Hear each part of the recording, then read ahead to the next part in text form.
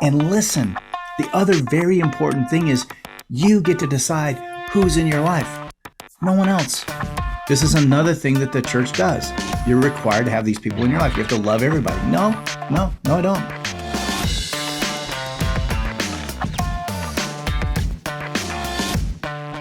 Today, as usual, I'm joined by Amber Lynn. She is the Community Relations Director at Pathway to Hope, an online membership program designed to help women who are in toxic or dangerous relationships, particularly women in emotionally abusive relationships in the church. So Amber also is a life transition coach, and I appreciate you being here with me today, Amber. And I understand we have some more questions from the audience, and so I'd like to go ahead and get started with those. Yeah, absolutely. So this one's actually in regard to the church, and this woman has been pretty hurt by them in trying to get away from an abusive and toxic relationship. So I'm just going to read the question here. Okay. It says, I feel so lost, so disregarded by God. I have been wounded by people at church and don't want to go back. However, no church family means more isolation, especially when I live alone. So how do I stay spiritually healthy then? And then she also asked, where do I find hope in a God I'm not even sure I even believe in anymore? Okay, so a lot there. So when you are involved in, and I can testify to this to my own experience, having been, deeply involved in the church, planted a church, pastored a church, every church I was involved in, I was heavily involved in, had lots of relationships. And then you do something that group of people doesn't agree with, doesn't fit their theology, i.e. get a divorce, go through a difficult relationship, whatever. And then they start to treat you differently, like you've done something wrong. And what I see over and over and over again is this process causes people, myself and others included, to start to question, well, what is it that I believed in? What was the purpose of that? If in this darkest time of my life, the things that I used to trust to find hope and to find stability and to find, an anchor, if those things don't exist anymore, then what do I do? And I already feel overwhelmed because of the pain I'm in because of my circumstance, or I'm being harmed, and then I get harmed again by the church. And so what I often liken it to is that, I didn't know that I was going to be divorced by the church. Right. And that's what it feels like. And even though there are well-meaning people who are like, oh, we care about you and you should come, but it's always built on, if you do these things, it's always built on fitting into a certain culture, fitting into a certain behavior pattern, fitting into a certain belief structure. And those things are not love. Those things are selfish on the part of the people who are asking you to do it. Now, I realize that they believe that they're doing God's work, that they're doing what God wants them to do. And it's actually loving of them to put these requirements on you. Okay, but they also don't generally know the depth of the pain because we don't tell them, because we don't feel safe. And this is the thing that I've seen over the 30 years of my church, of my life in the church, is that the church as a rule is not a safe place emotionally. And in fact, it can be very dangerous. And so I hear it every day, people telling me about how they have to navigate people within their church, their pastor, their elders, their family members, whatever, so that they don't upset them. They don't get on the wrong side of them and all of that. So think about it. You're in a difficult situation. You go to your faith, your church, your faith, and they say, yes, but as long as you agree with their outcome, they will support you. So that's not really support. That's compliance. And so for the person who's being harmed in that way, it causes us to question. Like, well, okay, then who is this God? And what about the Bible? I can't tell you how many women I've talked to where their treatment by the church and their Christian husbands, and then the pastors and elders get on board with that, and they use the Bible to harm them and say that they need to stay in this toxic relationship. They need to do these things. And if they do these things, then God will work in their husband's heart and he will change. But that's not true. So then when I start like, well, okay, how is the Bible real? Is God real? Is the God that I knew real? And so all of these doubts and questions, which I think are actually intensely helpful, painful, but I think it always leads us to a good place. If you can't question your beliefs, you won't be healthy. That's the bottom line. You have to be able to question and examine your beliefs. Otherwise, you have denial, Mm. right? And in church theology, we participate in a lot of what I call the suspension of disbelief. Like when you go to a movie, you go sit down to watch a movie, you employ this suspension of disbelief. You're not, oh, that's not real. Oh, that's not. Of course, that's not. It's a movie. So you just agree with yourself that I'm not going to call all that out. We do that in a religious sense too. We see all kinds of discrepancies, but we don't say anything. We don't do anything because, well, they know better. Well, that's what the Bible says, but we don't really investigate it. Mm-hmm. So then you start to call into question your very core beliefs. And I've done this and I've been through it and I know the pain of it. I also will tell you that I also know the freedom of it. Mm-hmm. You're not going to get freedom by avoidance. Not going to happen. Doesn't happen that way. No way. So how do you maintain some sort of healthiness when the very thing that you used to go to doesn't exist? Well, I would say instead of trying to make it work, be honest with why it doesn't. Well, why doesn't it work? Do some research, read some books. Well, what's wrong with my faith? Well, is Jesus real? Is the Bible real? Start to lean into those questions and see where you're led. I was taught my whole life in church, you're not to question these things. You're to have faith. You're to believe them wholeheartedly, and if you do that, then everything works out. Well, now after years of study and examination and questioning, I realized that there were a lot of things that just aren't true. They were believed as true, but they're not true. And I'm convinced in my own spiritual journey of what those things are. But here's the thing. People want me to do it for them. Sorry, I can't. I used to be in the world when I was a pastor where my job was to convince you of the truth. And I was going to tell you what the truth was and how you needed to believe it and exactly why.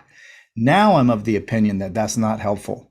What I will do is hold you while you examine. I will have an honest conversation with you while you question. I won't judge you. I'll ask other questions. I'll tell you my experience, but I'm not going to tell you what you need to believe. That is the problem. This is in essence abuse. When I know what you need and you don't get a vote. Mm-hmm. Mm-hmm. And so do I trust the Spirit to guide you? Yeah. Do I think he needs me? Nah. Could I be part of the process? Sure, I would love that if I get to be part of somebody's process. But it's not necessary. I'm not needed. And this is the other thing about the nature of how Western Christianity is set up. We have the truth and they need it. So that makes them no longer part of us, it's a them. Mm-hmm. And until we have an agreement about what we believe, there's a distance. And it happens, like I've talked about it many times, there's over 30,000 denominations. They're all saying the same thing. They got the truth of God from the Bible. Well, clearly that's not possible at 30,000. So you have 30,000 fractals of truth. Mm-hmm. Deeply held, deeply believed, granted, but the strength of your belief doesn't equate the truth of something. Like people who believe that the earth is flat, they come completely convinced of that. Still not true. So similarly with religious beliefs, there's a lot of stuff that we accept without any real study or challenge. And I did it for most of my life. I don't do that anymore. I imagine. But I also wouldn't separate over that with somebody. Like if somebody said, I believe in the virgin birth and I believe the Bible is inerrant, or I believe that, Allah is whatever. Okay. I'm not going to split up with them over that. I'm going to be with them in it and see where it goes. That ability to love someone in spite of their belief structure. That's my goal. How can I love someone, be with them, regardless of what they believe? I'm not in charge of that. Mm-hmm. So when she says, so how does anyone stay spiritually healthy? What you're saying is go out, get curious, and explore. Mm-hmm. And participate, trusting your instincts on people who are safe. One of the things we do in church, I did it all the time. Well, if they're a Christian, then I trust them.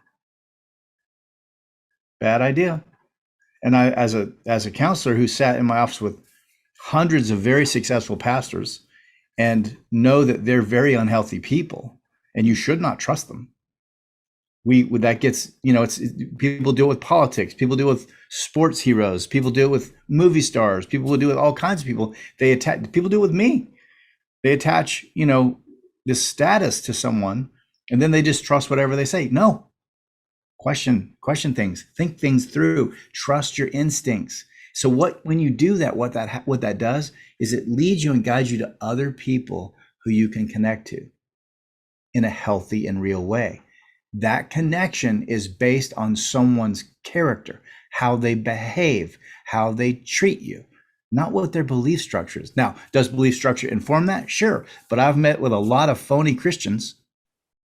I've met with a lot of phony non-Christians. I've met with a lot of phony people. Okay, that's real. So belief structure, what somebody puts out in front, what they front with doesn't always mean who they are. So when you start having real conversations, that's when you start to know. And listen, the other very important thing is you get to decide who's in your life, no one else. This is another thing that the church does. You're required to have these people in your life. You have to love everybody. No, I don't. And what they mean by love and what I mean by love are two different things. Mm. Me not having a relationship with someone who's toxic is loving them. Mm-hmm. And you and me. Mm-hmm. But I've preached it like that's not okay. But I disagree with that now. I would never say that. And so questioning your beliefs. I mean, my 30 years in the church, I had multiple theological belief structures that were, could not exist in the same room.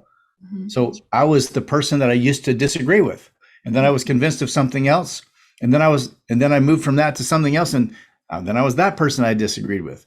Mm-hmm. So all of that I find very valuable. People talk about, well, you change theologies. Yeah, well, that was part of my growth. Somebody who never changes their belief structure is in trouble. There should be more information gathered, more wisdom gained, more insight, and then you navigate. But to think that you have it all together and that you know everything and you have the truth and there's nothing that can get in the way of that and it's ironclad, I think that is a dangerous place to be. Mm-hmm. So one of the things she was mentioning was, the isolation she feels. So from not only, the dream of the family she thought she had, but now also the church family, how does someone, as they're trying to figure out their beliefs and grow in that way, and I mean, how does someone work through that? Well, great way to ask the question, I think, is that work through it is the thing. It's not something that you can just make go away. Mm-hmm. And it's very difficult. So one of the main things you have to do is be honest about what you see. So when I see that someone's behaving in an unsafe way, let's say a pastor sends an email or a text or preaches a sermon or whatever, and it's unsafe. Instead of trying to make that not unsafe, be like, oh, okay. Like, again, no judgment, like, oh, he's a terrible person. Like, no, that was an unsafe way to say that. Or that guy's belief structure doesn't agree with mine. Not, I'm going to judge him. I'm just going to identify that's what he's doing and then navigate around it. Okay. Mm-hmm. But what we do is we deny that and we just keep getting pounded by it. And again, I'm not interested in judging anybody, but there's a huge difference between identifying someone's behavior and the context of what they're doing and judging them. But in the church, we say if you say anything negative, you're judging. Mm-hmm. Listen, negative exists. So we have to just quit acting like it doesn't. It exists in us. It exists in everyone. What I want to do is reduce the percentages in my own soul, in my own heart. And I want to help others do the same. But you can't do that with dishonesty. You can't do that with spiritualization. Oh, he's a really nice man. He prays so nicely. So that has nothing to do with anything necessarily. Mm-hmm. Right? So the loneliness is something you have to lean into to get through to the other side. Instead of avoiding the loneliness and making rationalization, justifications, minimizations, spiritualizations, all those things, and staying in a stuck spot. The other thing I would say, as you navigate through the loneliness, what you're going to do is open up space for people who really do have an ability to connect in an honest and genuine and safe way. And again, when I say this, remember, I'm always talking about percentages. Honest and genuine and safe. Someone has to be at least 50.0001% on the safe side. No one's 100%.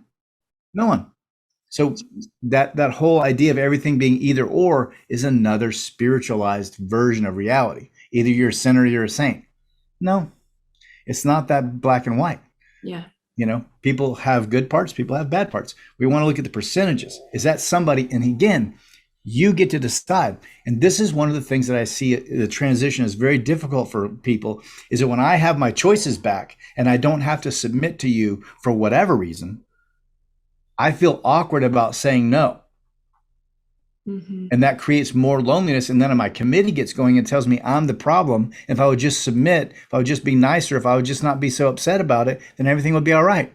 No, that just means you're going back into abuse. Mm-hmm. So to get to a place of actual healthy relationship, you have to get through the loneliness and sort of let those people go. And that's a process. It's not an event. And this is the other thing about how we spiritualize things, is we make everything an event. I was saved and everything's better. No, that's not how it works. You might have changed your belief structure and then your life got difficult because you had to try to change it and start to comply with your new belief structure. But nothing is instantaneous. No change is instantaneous. And that's why anytime anybody tells me they've totally changed in one instant, I never believe them. It's just not possible. The natural world reveals that. Nothing changes overnight. Mm-hmm. Yeah. So that loneliness is a real part of it. And I would say the fact that you're experiencing tells me you're in the process. So I take it almost like a comfort. Now, again, I understand how horrific loneliness is. Mm-hmm. I've been there. But I also know that having been there is what allowed me to not be there. Mm-hmm. So you can't avoid it. You got to go through it.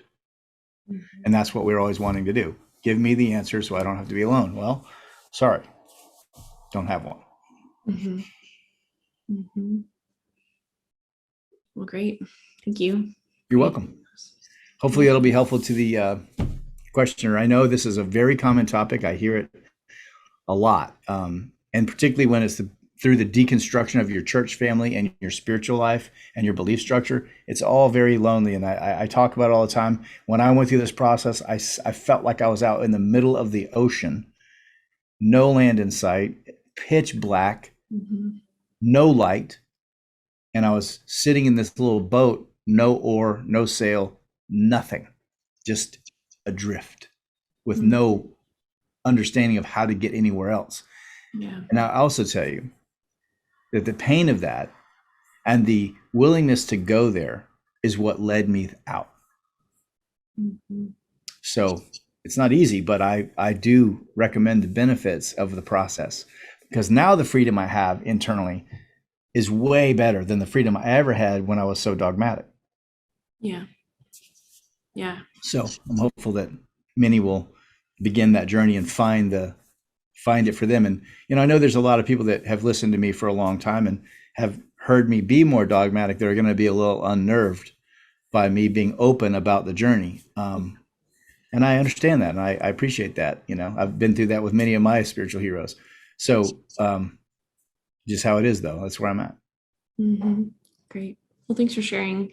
If you guys are looking for a community right now, what's really great about Pathway to Hope is we do have these kind of conversations often, and it is a safe place to sort of deconstruct and get curious and adventure, so to speak, in this whole spiritual walk that you're on. And so that's one of the biggest feedbacks we do get, is it's nice to have a safe place to be able to do that. I know you and I both didn't really have a place to be able to do that. So if you want to know more information, you can go to the website, which is www.patrickdoyle.life.